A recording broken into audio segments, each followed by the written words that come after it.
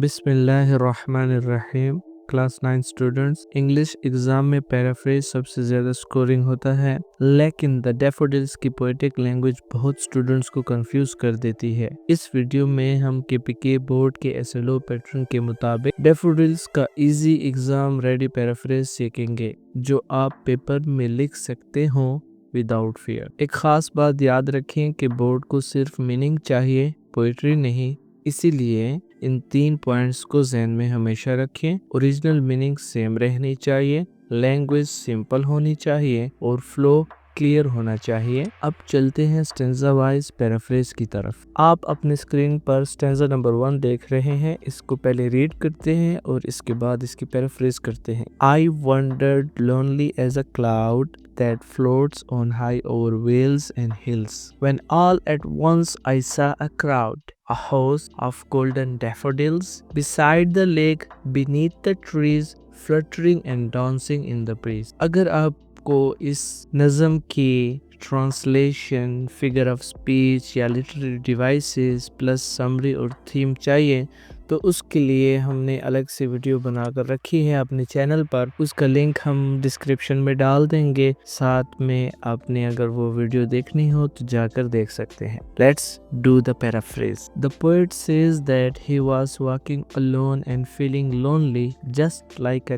Cloud that moves freely over valleys and hills. Suddenly he noticed a large number of beautiful golden daffodils growing near a lake under the trees. The flowers were moving gently and happily as they swayed in the gentle wind. अब इसी paraphrase को आसान उर्दू में समझने की कोशिश करते हैं। शायर कहता है कि वो अकेला चल रहा था और खुद को तन्हा महसूस कर रहा था, बिल्कुल उस बादल की तरह जो वादियों और पहाड़ियों के ऊपर आजादाना तौर पर भटकता रहता है। अचानक उसकी नज़र झील के किनारे दरख्तों के नीचे उगे हुए बेशुमार खूबसूरत सुनहरी नरगिस के फूलों पर पड़ी। ये फूल हल्की हवा में झूमते हुए निहायत खुशी और नरमी से हरकत कर रहे थे। स्टेंजा की पैराफ्रेज करने के बाद आपके लिए चीजें बहुत आसान हो गई होंगी, लेकिन फिर भी मज़ीद आसानी पैदा करने के लिए इसकी थोड़ी सी मैं वजाहत कर देता हूँ। इस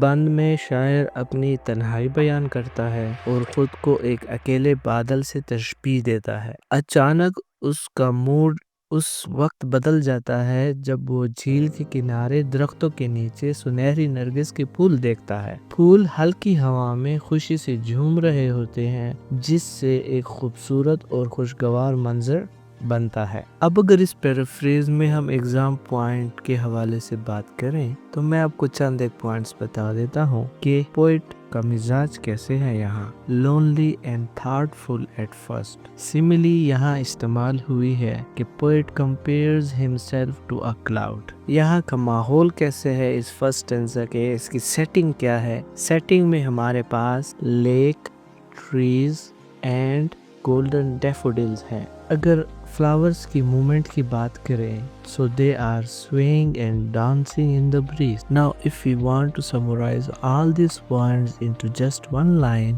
I would say the poet feels lonely at first but becomes happy after seeing the daffodils. ये इस तमाम स्टेंजा का निचोड़ है। चलिए अब स्टेंजा नंबर 2 को पढ़ते हैं। Continuous as the stars that shine and twinkle on the Milky Way, they stretched in never-ending line along the margin of a bay. 10,000 saw I at a glance, tossing their heads in sprightly dance. Let's jump to the paraphrase directly. The poet describes that daffodils appeared countless, just like the stars that shine and sparkle in the Milky Way. The flowers were spread in a long, continuous line along the edge of the lake. At one glance, he saw thousands of flowers moving their heads joyfully, as if they were dancing with great energy. अब इसकी सलीस उर्दू सुन लेते हैं बतौर तर्जुमा। शायर बयान करता है कि नरगिस के फूल बेशुमार दिखाई दे रहे थे,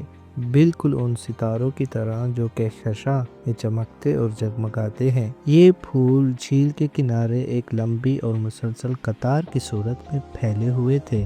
ایک ہی نظر میں شاعر نے ہزاروں پھولوں کو خوشی سے اپنے سر ہلاتے ہوئے دیکھا، گویا وہ بھرپور جوش و خروش کے ساتھ رقص کر رہے ہوں، یعنی ناچ رہے ہوں۔ اب اپنے اس اسٹینزا کی پیرافریزنگ کو سمجھتے ہیں۔ اس بند میں شاعر نرگس کے پھولوں کی کثرت اور خوبصورتی بیان کرتا ہے۔ وہ انہیں آسمان کے چمکتے ہوئے ستاروں سے تشبیہ دیتا ہے تاکہ ان کی تعداد ظاہر ہو۔ یہ پھول جھیل کے کنارے لمبی قطار میں پھیلے ہوئے تھے اور یوں لگتا تھا گویا خوشی سے رقص کر رہے ہوں، جس سے شاعر خوش اور حیران ہو جاتا ہے۔ اب اگر ہم ایگزام پوائنٹس کی بات کریں تو سملی یوز ہوئی ہے سب سے پہلے، daffodils compared to stars in the Milky Way، number of flowers پر بات ہوئی ہے which are countless thousands، arrangement پر بات کرتے ہیں، long continuous line along the lake، movement کی اگر بات کریں، flowers dancing joyfully and energetically۔ اب تک میں نے آپ کو یہ 4 پوائنٹس بتا دیے۔ If we summarize all these points into one line, I would say the poet compares the daffodils to stars to show their great number and beauty. Let's read stanza 3. The waves beside them danced, but they outdid the sparkling waves in glee. A poet could not but be gay in such a jocund company. I gazed and gazed, but little thought what wealth the show to me had brought. Its paraphrase. The poet says that even the waves of the lake seemed to be dancing beside the flowers, but the daffodils appeared more cheerful than the waves. Their happiness was so strong that the poet could not help but feel joyful in their company. He kept looking at them for a long time, but did not realize at that moment how valuable this scene would later become for him. یعنی شاعر کہتا ہے کہ جھیل کی لہریں بھی پھولوں کے ساتھ ساتھ رقص کرتی ہوئی محسوس ہو رہی تھیں، لیکن نرگس کے پھول لہروں سے بھی زیادہ خوش نظر آ رہے تھے۔ ان کی خوشی اتنی شدید تھی کہ شاعر ان کے ساتھ رہ کر خود کو خوش محسوس کیے بغیر نہ رہ سکتا تھا۔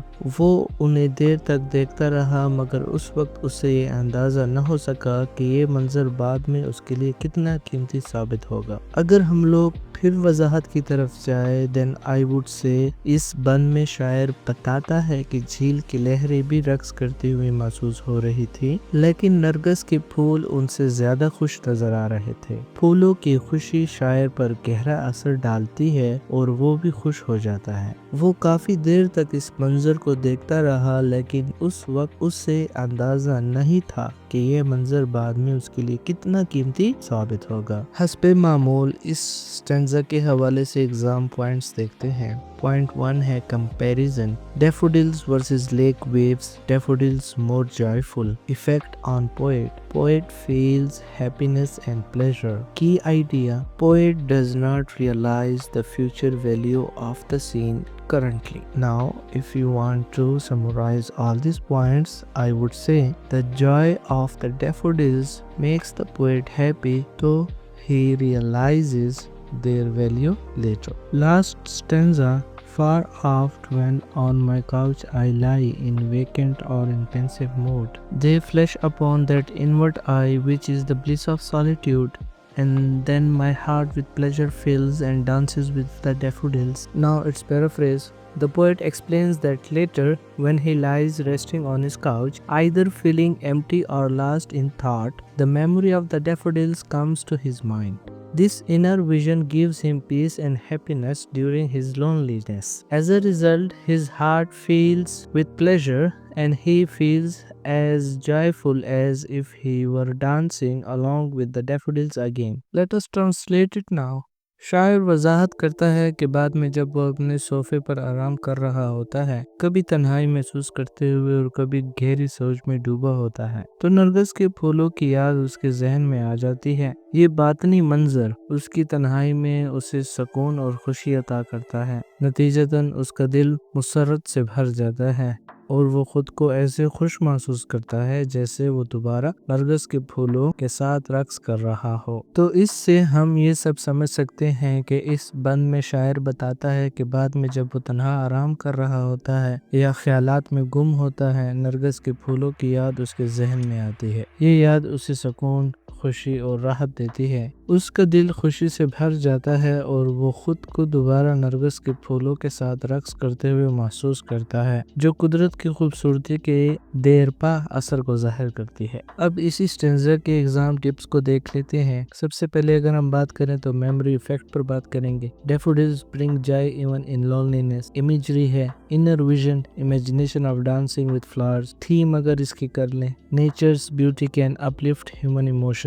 یہ تھیم صرف اسی مخصوص سٹینزا کے ساتھ ہے۔ اور اگر اس میں ہم کی پوائنٹس پر بات کریں تو پیس، ہیپینس، پلیزر اور ڈانسنگ، یہ اسٹینزا سے ہمیں آئیڈیاز ملتے ہیں۔ اب ان تمام باتوں کو اگر سمرائز کریں تو ہم ایک ہی لائن میں کہہ سکتے ہیں The memory of the daffodils gives the poet joy and comfort even when he is alone۔ اچھا، آپ نے یہ بات نوٹ کی ہوگی کہ ہر سٹینزا کے پیرافریز کے بعد ہم نے اس کی ٹرانسلیشن کی، پھر اس کی تھوڑی سی وضاحت کی اور اسی حوالے سے ایگزام ٹپس بتائیں۔ پیرافریزنگ کے ساتھ یہ تمام باتیں اس لیے بتائی گئی ہیں تاکہ آپ کو سٹینزا کی پیرافریزنگ کو یاد رکھنے میں یا خود سے کرنے میں آسانی ہو۔ اب اگر آپ چاہتے ہیں کہ آپ کو فل مارکس ملے، زیرو کنفیوژن ہو، بورڈ پیٹرن کی پریپریشن بھی ساتھ ساتھ ہو جائے، تو اس ویڈیو کو سیو کر لیں اور سبسکرائب کر لیں تاکہ مزید 9th کلاس کے انگلش کے ایگزام کے لیسنز آپ کو بر وقت اچھے طریقے سے ملتے رہیں۔ والسلام۔